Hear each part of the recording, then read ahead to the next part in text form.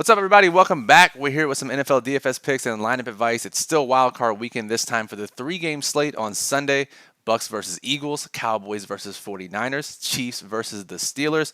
We'll walk through about 10 minutes in this video, lineup ideas, injuries, weather situations, and how we're planning on approaching this three-game slate on FanDuel and DraftKings. Welcome. I'm Brian Jester, co-founder here at Occupy Fantasy, joined by Jack of dfsMagic. Jack, what's up, man?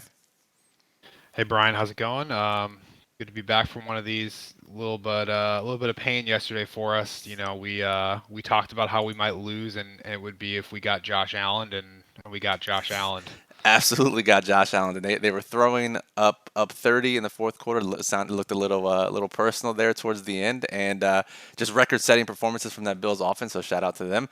But we're on to a new day, and it's a three-gamer, not a two-gamer, which is a little bit different because most of the videos that we have been doing have been of the two-game variety. So Jack, why don't you walk me through the differences of what you're looking at when building lineups compared to a two-game slate? Yeah, I think there's a few things. The first one is, from a uniqueness perspective, you don't have to get as crazy in high risk contests, right? Like you don't need to do. I don't think you need to do crazy things like play a quarterback against the defense. Play seven guys from one game. You can kind of lean more traditionally into the larger slate, constructions that we always talk about. Um, and the other thing is, salary usage. I think we've often advocated in two gamers. You typically want to leave salary or use a pretty low owned guy. You probably don't need to do that here. I think it's probably one or the other is okay. Like leave 1,000, leave 800, or use a low owned guy. That's probably my initial lean. And yeah, I think the rest of the strategy kind of depends on the games that we have on the slate. So with that, why don't you start us off with your favorite one here? Philly and Tampa, is that my favorite one? I don't know. You tell me. So we got three games, right? And the other nice thing about today's games are we get the break in between each game to adjust our lineups, and a little bit different from a two-game perspective. And we'll talk about that here in a second. But Philly and Tampa Bay starts us off. San Francisco and Dallas is the middle game. Kansas City and Pittsburgh is the late game. Real quick, so weather situations. The Philly and Tampa Bay game. It's raining a lot now. They expect the rain to be gone by game time, but 15 miles per hour winds or more throughout the entire game, gusts of 30 miles per hour. We've seen Brady throw it in bad weather before, sure, but again, that 15 miles per hour mark is that threshold for when we start to downgrade passing games a little bit. And then San Francisco and Dallas is in a dome, obviously. And then Kansas City and Pittsburgh, there's a little bit of wind, less than 10 miles per hour. We're not too worried about that. But I guess first and foremost, how does that weather report impact how you're viewing the Tampa and Philly game?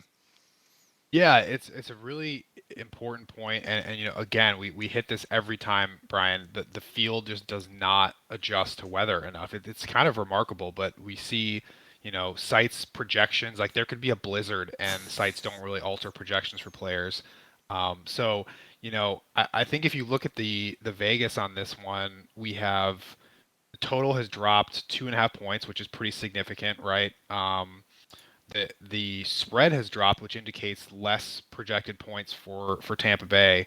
And with the injuries Tampa Bay has, I'm curious what you think. I kind of already was expecting them to just struggle a little bit more to put up points and maybe let Philly hang around. And we know Philly loves to run, so we could see kind of a pretty ground heavy, low scoring game. But curious what your take is. Yeah, I think so too. Because if you look at the Tampa Bay side, right? So obviously Chris Godwin is out. Cyril Grayson, who was coming on strong there towards the end, he's also out. So it's just Mike Evans, Perriman, Tyler Johnson at receiver, and then everyone expected Leonard Fournette to return. However, Fournette wasn't activated from the injured reserve, which means we have Keyshawn Vaughn, Le'Veon Bell, and Gio Bernard was activated too. Again, he might not play, but he probably will. So we have a three-headed backfield there.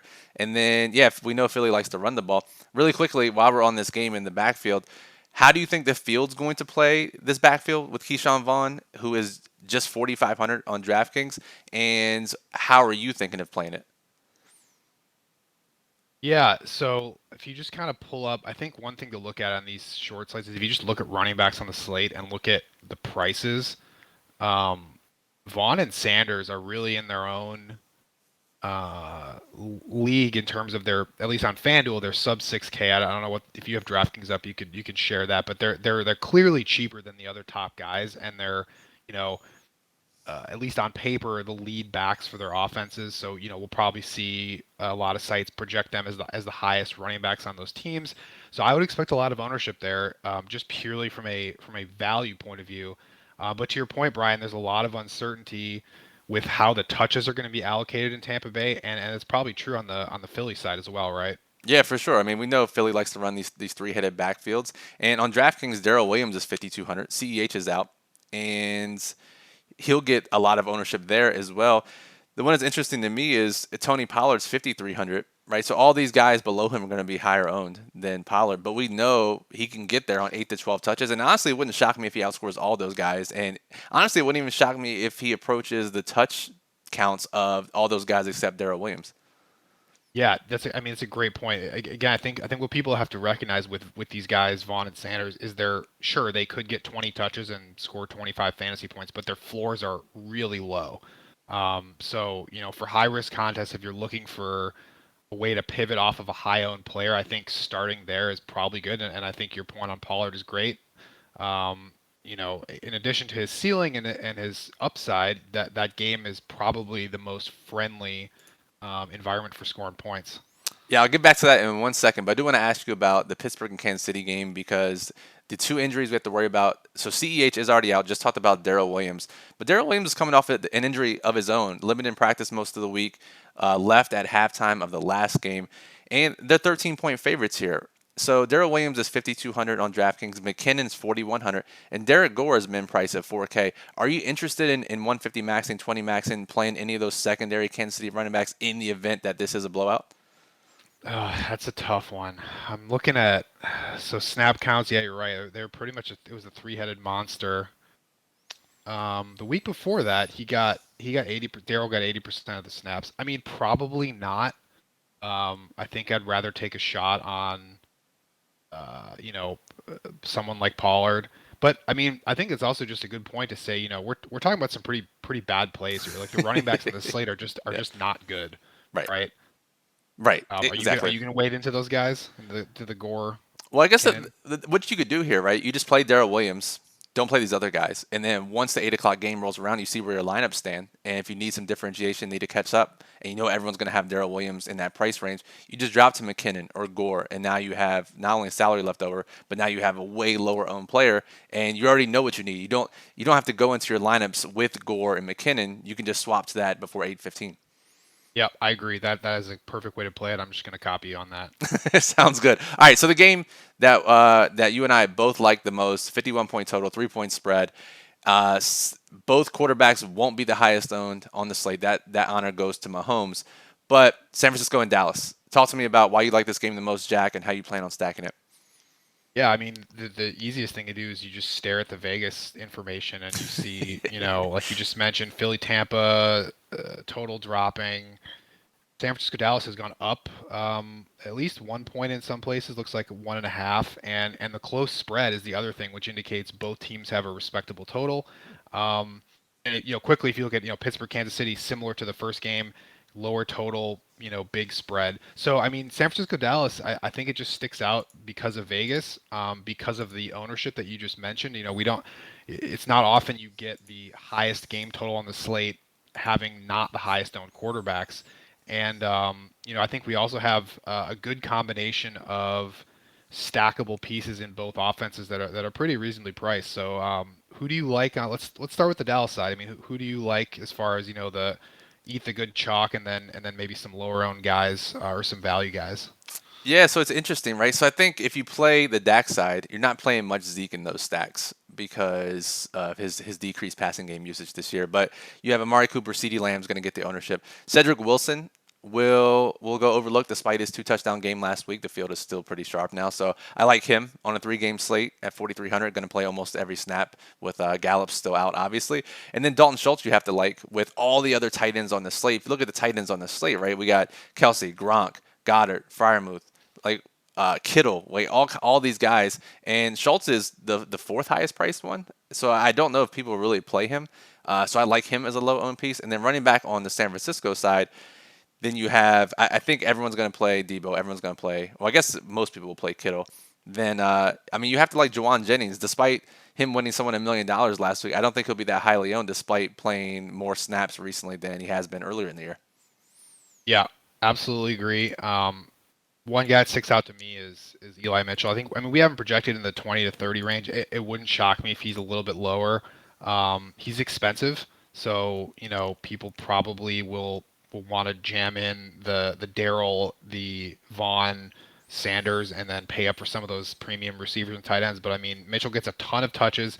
Dallas has a strong defense. They're more susceptible to the run, and we see them just give Mitchell the ball time and time and time again, and he's had some ceiling games. So I think to your point, if you're playing Dak, look to the receivers, tight ends, and then guys like Debo, Mitchell, Kittle, Ayuk, Jennings, all strong run back options there. Right, exactly. So we'll close out the show with this, right? We hit it at the top. 3-by-1 stacking, more traditional on 3-game slates. But how high on the quarterback side and the opposing side are you willing to go on a slate like this, especially considering we have big favorites in Tampa and Kansas City? Yeah, I think in the past I've done minimum the three stacks, a quarterback, two teammates. I think I would let it go up to four. That I've definitely seen that win on three gamers plenty of times. I think just if you do that, just look at your lineup and kind of ask yourself, how does this win? It wins if the other two games fail, right? And so um, make sure that the other players you're playing in from make sure the players from the other two games that are in that lineup are sort of reflective of that game failing. Maybe it's running back heavy. Maybe it's probably guys that kind of steal most of the targets and touches. That's probably how I would approach it. If I was doing single entry three max, I'd probably just stick to a traditional 3-by-1. But I don't think you should stop yourself from playing like a 4-by-1 type thing. Right, exactly. So if you played like a 4-by-1 in this Dallas game, you wouldn't necessarily play Tyreek and Kelsey with it, just because that would probably mean Mahomes also goes off and ruins your game stack. Absolutely, and I think we probably should touch on Mahomes that game a little bit. Do you go there tonight, or if you were going to go there, how would you use him? Yeah, this is where I think you do mega stack. You play 3 guys with him, and you play one, maybe 2 of the studs, and then one of the rotational pieces at receiver. And then I think you have to run it back with a Pittsburgh player. The interesting one to me is Juju, who we haven't talked about, is min price. He's 3K. Deontay's obviously his normal price. Claypool his normal price. Juju, I mean, completely written off to even come back this season. Now he comes back and he's min priced. I mean, I'm of the belief that he probably comes back to a pretty full-time role, a pretty usual role that he saw before the injury, because it was a shoulder, and he's probably been conditioning for the past month probably. He just needs to be clear for contact. So I don't see a reason why he wouldn't play full snaps, but I guess there's always a possibility that he splits with Ray McLeod in the slot. But again, 3K, it's hard to pass on that. Yeah, absolutely. Especially on DraftKings, the min price guys are just so low. Yeah, I'm with you. I think if you do want to wade into Mahomes, you have to run it back with Steelers, because probably based on the script and projections, people that use Mahomes are probably going to be pretty heavy with just Kansas City players only, and trying to use the guys from the other games. But yeah, I think we still lean pretty strongly on the San Francisco Dallas side. For sure. You know what? Actually, just as we're doing this, I could actually see a 4-by-1, 4-by-2, 3-by-2 type stack in Kansas City win with Mahomes, because we could see these first 2 games go run heavy, right? San Francisco, Dallas both like to run the ball. Philly, Tampa Bay, bad weather, both could run the ball. And we could see, Pittsburgh, Kansas City have the highest passing volume of the slate, which could lead itself to being the winning game stack. Yeah, absolutely. Cool. So that'll do it for this video. Appreciate you all listening. As always, make sure you're subscribed to the channel to get notified when we go live, upload any new videos. We'll be back with more short slate videos next week. I'll be here tomorrow with a breakdown of the single game slate, Arizona and Los Angeles. Give us a thumbs up if you like this video. If you have any questions, comment on the video. Again, this will be posted by 9:30 a.m. Eastern, pretty short before the slate starts. So your best bet of getting your questions answered is in our Discord server. Click join below this video to get access and chat with other members of the OccupyFantasy.com community. So I'm Brian at Brian Jester FF. That's Jack from DFS Magic. We appreciate you listening, and good luck on this Sunday 3-gamer.